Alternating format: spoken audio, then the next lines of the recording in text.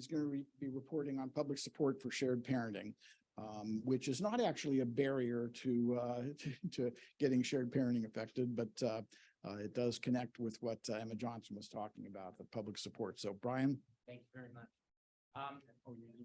Okay, there we are. Okay, thank you, everybody. And I will be channeling some of what we heard from Emma here, because in terms of barriers, the real issue is with the level of public support you'll see, why haven't we got it all the way through? So what we have assembled is a series of public opinion polls going back several decades in Canada, the United States, and to some extent into Europe.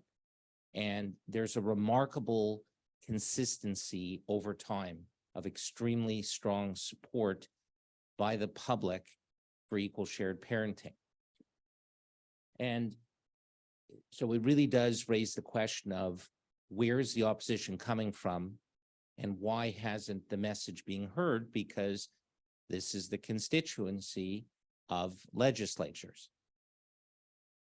And this chart summarizes, taken as a whole, the level of support.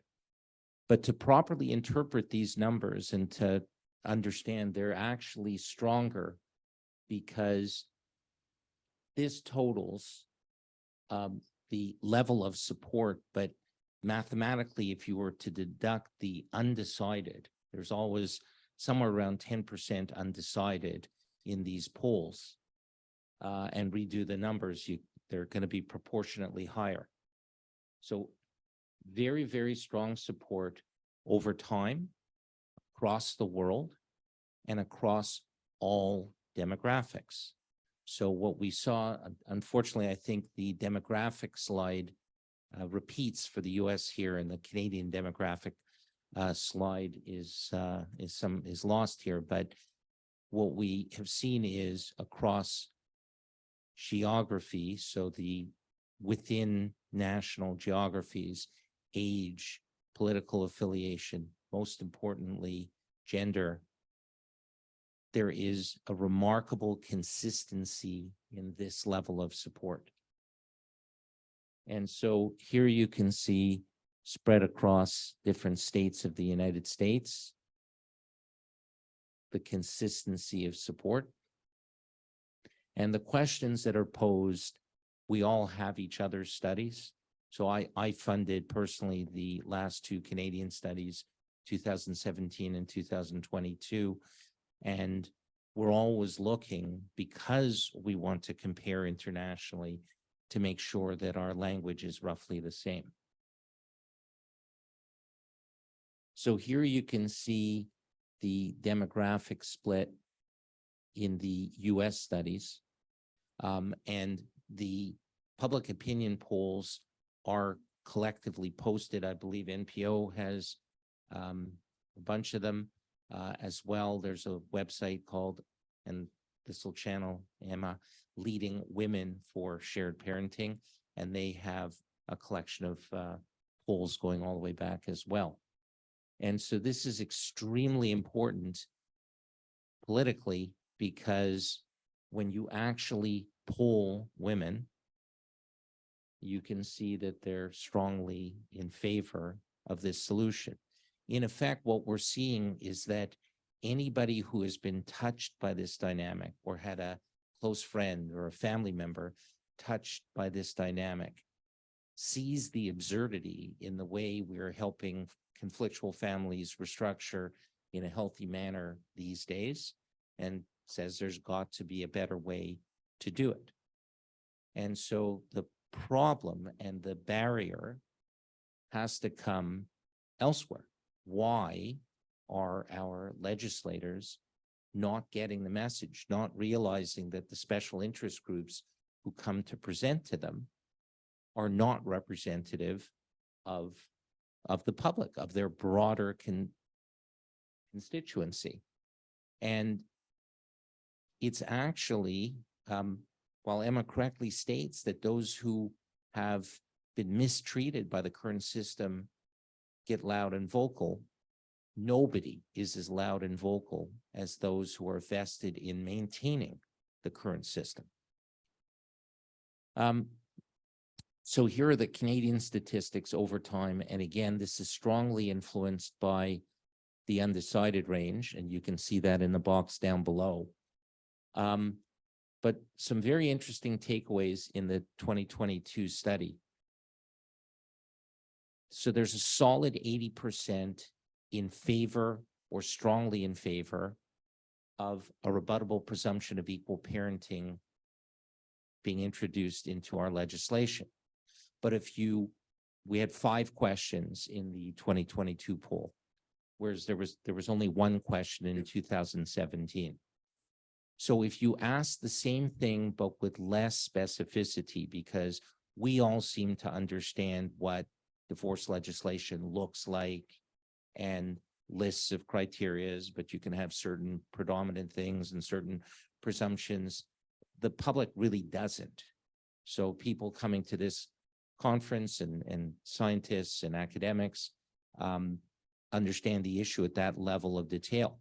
So if we ask the public, as we did in 2022, a more broader question, do children benefit or have the right to see both parents equally after divorce, absent special circumstances? And that category is meant to pick up demonstrable cases of domestic violence, or someone travels for business all the time, or someone struggling with an addiction.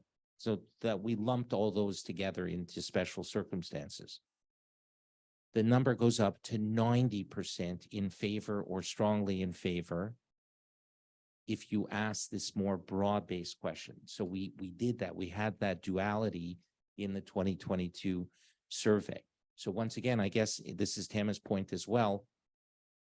You have to pitch the issue in a way that people are going to understand it, that it's going to resonate with them. So it's that second figure that is particularly compelling. And the level of opposition against or strongly against is as low as 7% in the more broadly based question. So the barrier then is certainly not with the public. And so here you can see, cutting across Canada, and in my remarks yesterday in the plenary session, I pointed out that sometimes the public gets ahead of the jurisprudence and the legislature in Quebec, and it has definitely led to a change in reported decisions. It is considered very progressive to have equal parenting as a mom. And that was one of the barriers that Emma, somebody who commented, had put in originally. Now, so here's the slide that's here in duplication, but if anybody's interested in seeing the specifics of the Canadian poll, right across any demographic you want, it's roughly the same level of support. Yeah, sure. The slides that are posted. Okay, so here is a gender-based look at it. Now, in the latest study, because we were building on a study done in Kentucky, we wanted to see how this can be leveraged.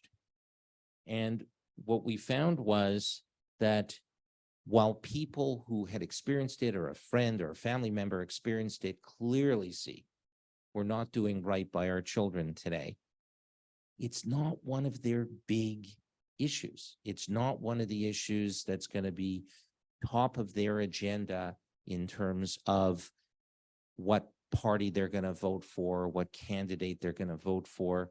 There always seem to be other issues that are more important, which means that this group, this organization, is going to have to be the one that somehow channels the worldwide public opinion into a format and pitches it in a way that it will become more important in elections and over time to longstanding members of the various parliaments. So let me give you a sense then of the barriers, because those who were here for the plenary yesterday would know, and I did upload the actual, it's called Hansard, our parliamentary record of when I presented to the House of Commons and Senate committees. So you could see the nature of the questions coming back and what the pitch was. Well, when I presented to I